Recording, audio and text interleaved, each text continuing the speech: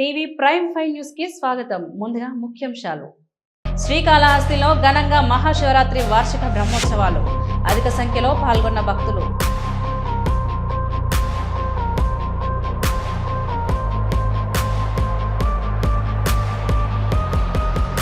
వెంకటేశ్వర స్వామి భక్తులను రెచ్చగొడుతున్నావా జగన్? జగన్ పై ఫైర్ అయిన మంత్రి పయ్యావుల.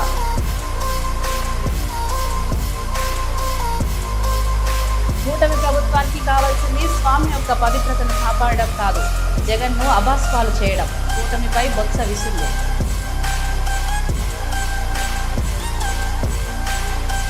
మాజీ మంత్రి గుంటూరు జిల్లా వైఎస్ఆర్సీపీ అధ్యక్షులు అంబటి రాంబాబు ప్రెస్ మీట్ నిర్వహించారు. బెయిల్ వచ్చిన తర్వాత మొదటిసారిగా మీడియాతో ఆయన మాట్లాడారు. ముందుగా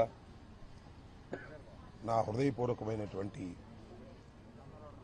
నమస్కారాలు, ధన్యవాదాలు కూడా. ఎందుకంటే సుమారుగా 20 రోజుల నుంచి జరుగుతున్నటువంటి కార్యక్రమాలను ప్రజలకు అందజేయటంలో సరే కొంతమంది నెగిటివ్గా, కొంతమంది పాజిటివ్గా, కొంతమంది న్యూట్రల్గా అందించారు. ప్రజలు చాలా వరకు వాస్తవాలను అర్థం చేసుకున్నారు. అయితే 1వ తారీఖు రాత్రి 10:20 నిమిషాలకు నల్లపాడు పోలీసులు నన్ను అరెస్ట్ చేసి కోర్టులో ప్రొడ్యూస్ చేసి రిమాండ్కు తరలించి మళ్ళా 18వ తారీఖున నేను ఆనరబుల్ కోర్టు వారి ఆదేశాలతో నేను రిలీజ్ అవటం జరిగింది. ప్రధానంగా ఈ పత్రికా సమావేశాన్ని ఏర్పాటు చేయడానికి గల కారణం ఏమిటంటే మొత్తం వర్షం జరిగిన వాస్తవాలన్నిటినీ కూడా ట్రాన్స్పరెంట్గా నా గొంతుతో రాష్ట్ర ప్రజానీకానికి వినిపించాలనే ఆవేదనతో నేను ఈ మీడియా సమావేశాన్ని ఏర్పాటు చేయడం జరిగింది. ఈ 18 రోజులు నాకు మాట్లాడే అవకాశం లేదు జ్యుడిషియల్ రిమాండ్లో ఉండటం వల్ల. అయినా నా కుటుంబ సభ్యులు, నా కూతుళ్ళు, నా కూతురు సాధ్యమైనంత వరకు ప్రతి విషయాన్ని కూడా ప్రజలకు ఎక్స్ప్లెయిన్ చేసేటటువంటి కార్యక్రమం చేశారు.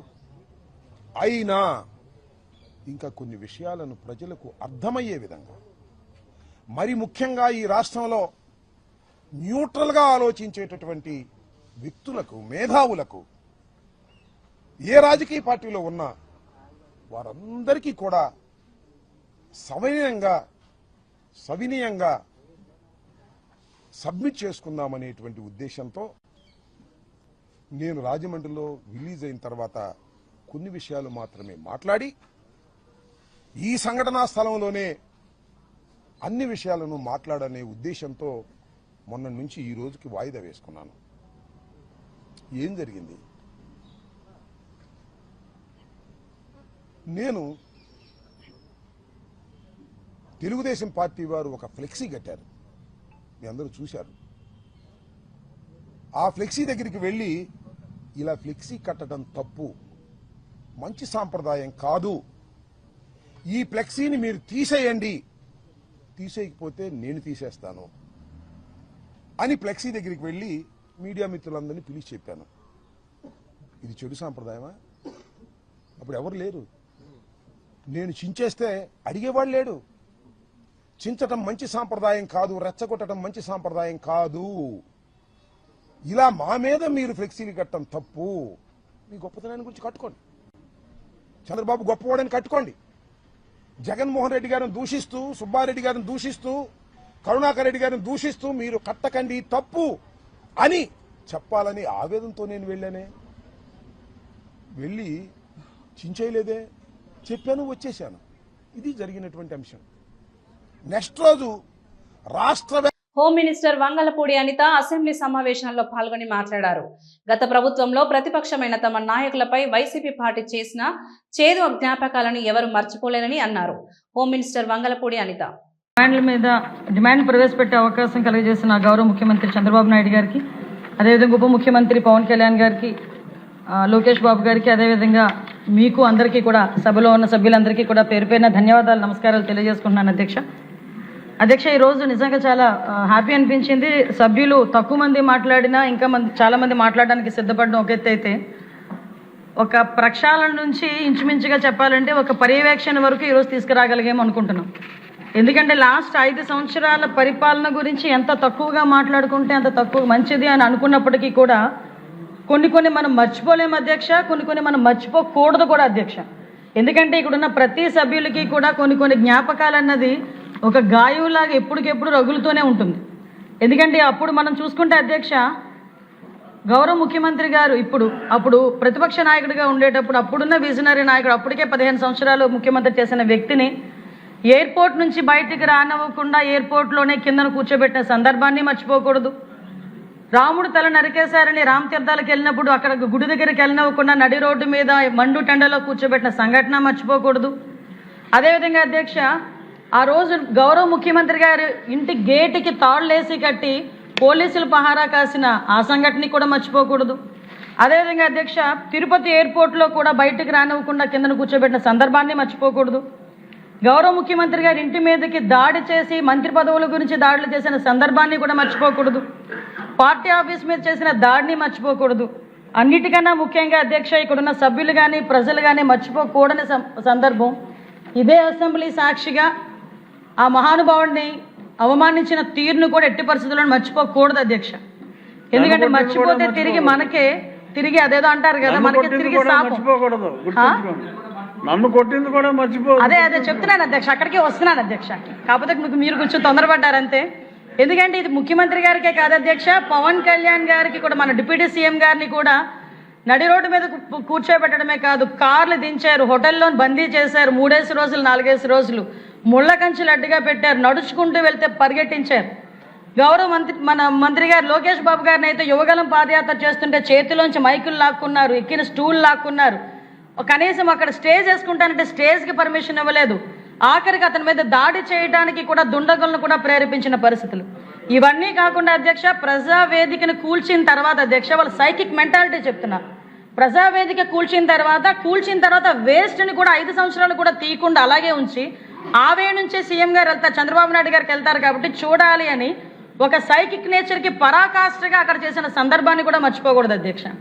ఇంకా మన నాయకుల మీద అయితే మీ మీద జరిగిన దాడి అయినా చెప్పాలి, నేను మీ మీద జరిగిన దాడి కానీ, ఎంతోమందిని అక్రమంగా పంపించిన అరెస్టులు చేసిన విధానాన్ని కానీ, ఇంకా సామాన్య ప్రజలకు వస్తే అధ్యక్ష, మాస్క్ అడిగిన పాపానికి సుధాకర్ గారికి పిచ్చోడిని చేసి ఆయన చనిపోయేటట్టు చేసిన విధానాన్ని, తన అక్కని రక్షించుకునే క్రమంలో మా అక్కని ఎందుకు ఎలా అంటున్నారని అడిగినందుకు అమర్నాథ్ గౌడ్ అనే చిన్న పిల్లోడిని పెట్రోల్ వేసి తగలబెట్టే సందర్భాన్ని కానీ, అదేవిధంగా అధ్యక్ష, ఒక మదనపల్లిలో ఒక అమ్మాయి తన పిల్లల కన్నా బాగా చదువుతుంది, ఫస్ట్ ర్యాంక్ వస్తుందేమోనని చెప్పి ఆ అమ్మాయిని ఆత్మహత్య చేసుకునేటట్టు ప్రేరేపించిన ఒక వైఎస్ఆర్సీపీ నాయకుల తాలూకు ఉదంతాన్ని నేను ఎందుకు చెప్తున్నానంటే అధ్యక్ష, ఇలాంటి పరిస్థితుల నుంచి ఈరోజు ప్రత్యేకంగా ఈ 20 నెలల కాలంలో మేము ఇది చేసామని చెప్పుకోవడానికి ఒక గర్వంగా ఆ సభలో మేము నుంచిన పరిస్థితి వచ్చింది అధ్యక్ష.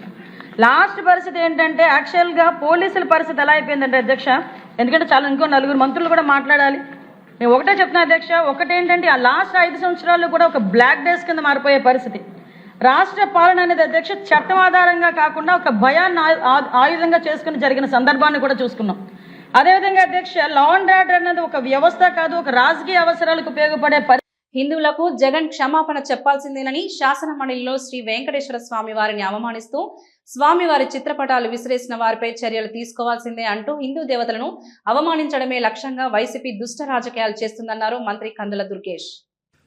ప్రజాస్వామ్య విలువల మీద ఏమాత్రం గౌరవం లేనటువంటి ఒక నాయకుడి నేతృత్వంలో ఉన్నటువంటి వైఎస్ఆర్ కాంగ్రెస్ పార్టీ, దానికి సంబంధించినటువంటి శాసనమండలి సభ్యులు ఈరోజు శాసనమండలిలో చేసినటువంటి అపచారం, అపవిత్రత, హిందువుల మనోభావాల్ని దెబ్బతీసే విధంగా చేసినటువంటి కార్యక్రమాన్ని జనసేన పార్టీ తీవ్రంగా ఖండిస్తూ ఉంది.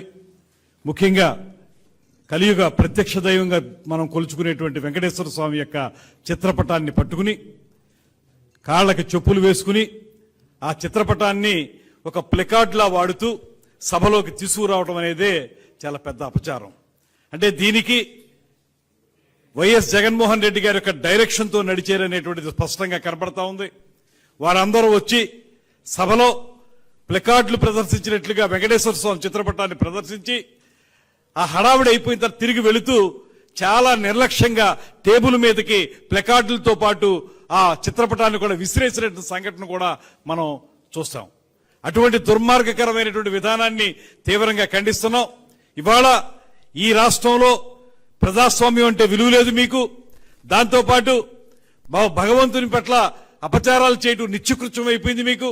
దాంతోపాటు ఇవాళ ఏ రకంగా సమర్థించుకోవడానికి మీరు ఈ రకమైన కార్యక్రమాలు చేస్తా ఉన్నారు.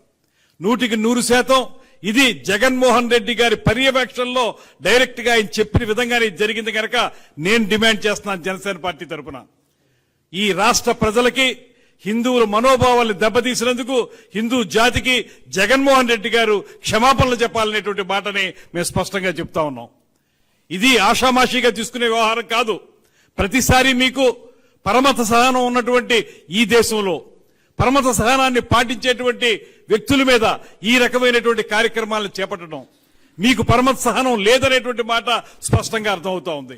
మీ రాజకీయాల కోసం, మీ దుర్మార్గాల కోసం కలియుగ ప్రత్యక్ష దైవం వెంకటేశ్వర స్వామిని వాడుకుంటారా? దీనివల్ల హిందువుల మనోభావాలు ఎంతగా దెబ్బతింటాయి.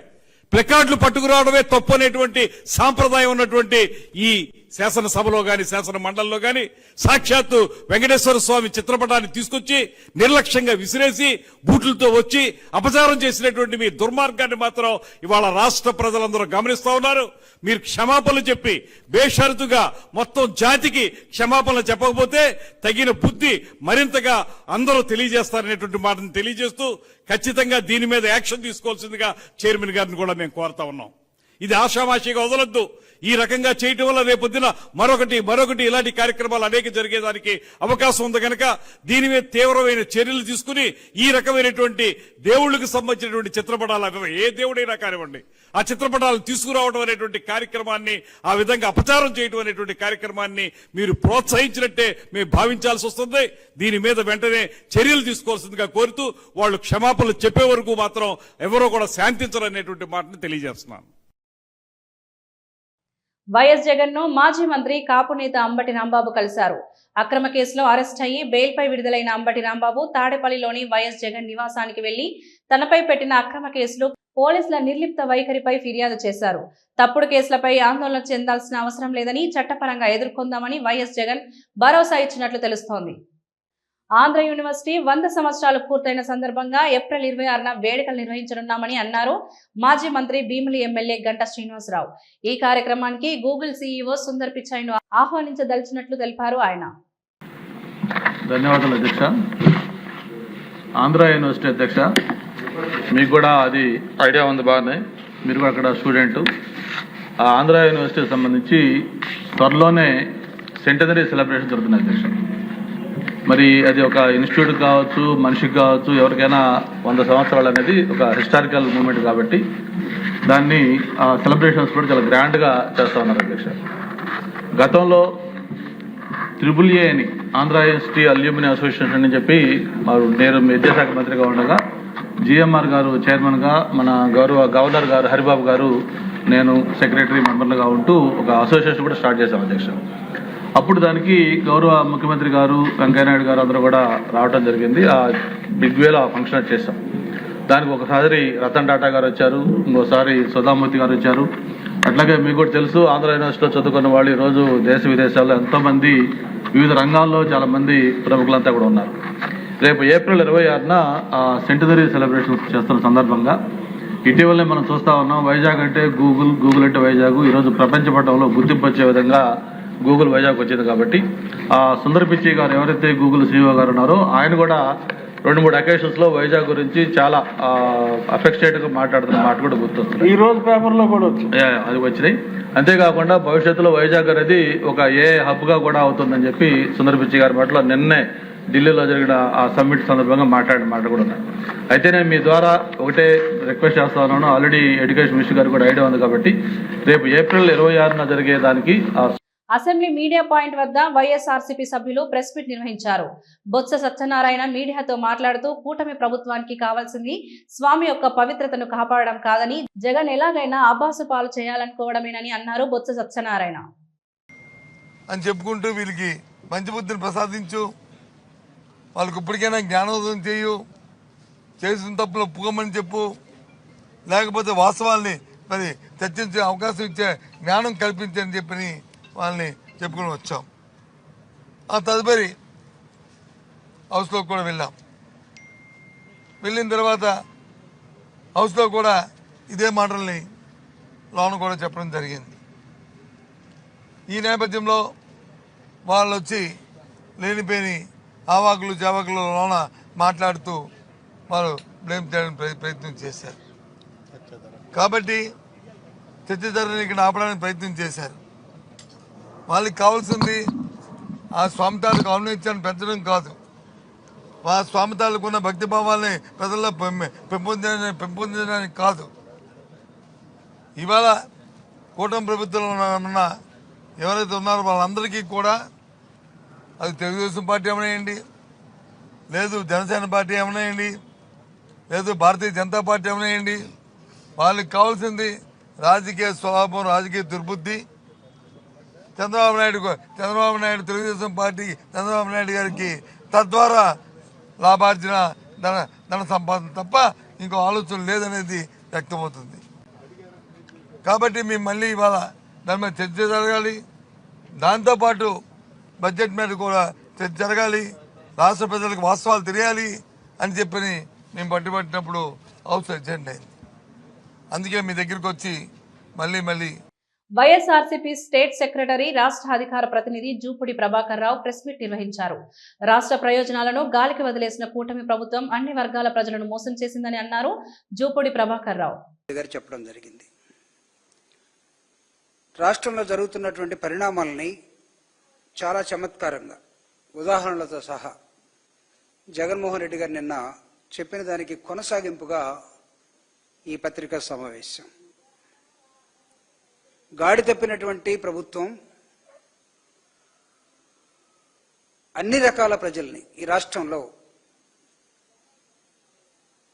గాలి కొదిలేసి, ప్రభుత్వం అంటే గాలిలో విహరించటం, ప్రభుత్వం అంటే బిల్ గేట్స్ లాంటి వాళ్ళని, ప్రపంచవ్యాప్తంగా ఉన్నటువంటి కుబేరుల్ని, లేకపోతే వీలైతే ఒక హెలికాప్టర్, ప్రత్యేక విమానం వేసుకొని తిరగటం. ఇది కాదు. ఎలక్షన్లో మీరు చేసినటువంటి ప్రామిసెస్ చాలా ఉన్నాయి.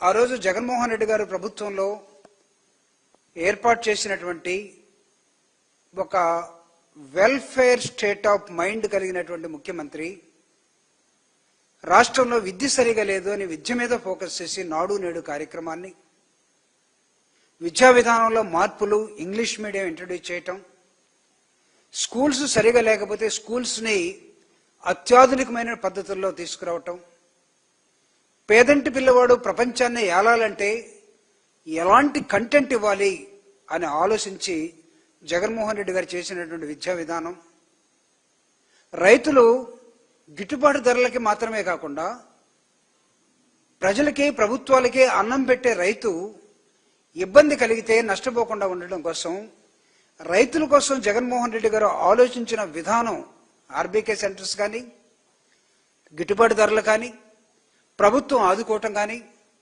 రైతుల కళ్ళల్లో ఆనందం కోసం, అదేవిధంగా మహిళల కోసం జగన్మోహన్ రెడ్డి గారు ఈ రాష్ట్రంలో మహిళలకి ఎంపవర్మెంట్, డాక్టర్ బాబాసాహెబ్ అంబేద్కర్ సమాజం ఎదిగిందా లేదా చూడటం కోసం, ఆ సమాజంలో మహిళ అభివృద్ధి చెందితే చాలు ఆ సమాజం ఎదిగినట్టని చెప్పిన కంటిన్యూషన్లో జగన్మోహన్ రెడ్డి గారు ఎంపవర్మెంట్ ఆఫ్ ఉమెన్ తీసుకొచ్చి వాళ్ళ పేరు మీదే ఇళ్ల పట్టాలతో సహా, లేకపోతే వాళ్ళకి ఇవ్వాల్సినటువంటి అనేకమైన వెల్ఫేర్ యాక్టివిటీస్ మొత్తాన్ని తీసుకున్నది. విద్యార్థులు కానీ, నిరుద్యోగులు కానీ, వాళ్ళ కోసం జగన్మోహన్ రెడ్డి గారు వేసినటువంటి అనేకమైన ప్రణాళికలు, వీటన్నిటిని మీరు ఎలక్షన్లో అంతకన్నా దేవుడితో పెట్టుకోకు జగన్. జగన్ నీకు వెంకన్న అంటే నమ్మకం లేదు, దేవుడు అంటే గౌరవం లేదు, దేవుడు అంటే భయం లేదు. వెంకటేశ్వర స్వామి భక్తులను రెచ్చగొడుతున్నావా జగన్? హిందువుల నమ్మకాలతో ఆటలాడుతున్నావా అని జగన్ పై ఫైర్ అయ్యారు Payyavula Keshav. Sir chairman sir, Venkateswara Swamy ఫోటోలు పెట్టుకుని the way they are behaving బుద్ధిందా సార్? వీళ్ళకి రాజకీయాల్లోకి లాగుతారా సార్? వీళ్ళకి బుద్ధిందా? మీరు if you have to take the permission chairman sir, Venkateswara మమ్మల్ని తీసేయండి చైర్మన్ సార్, తీసేయండి. దేవుడు ఫోటోల్ని పెట్టుకుని సభలో రావడం అనేటువంటిది దేవుణ్ణి రాజకీయాల్లోకి లాగేటువంటి ప్రయత్నం చేస్తున్నటువంటి ఈ దుర్మార్గపు చర్యను మీరు అనుమతించకూడదు సార్. యూ సార్ చైర్మన్ గారు, చైర్మన్ గారు ప్లీజ్ డౌన్ చేయండి. చైర్మన్ గారు, దేశ చరిత్రలో జరిగినటువంటి అంశం తీసేయండి. చైర్మన్ గారు, you have to come to the rescue now. శ్రీకాళహస్తిలో మహాశివరాత్రి వార్షిక బ్రహ్మోత్సవాల్లో అశ్వసింహ వాహన సేవ వైభవంగా నిర్వహించారు.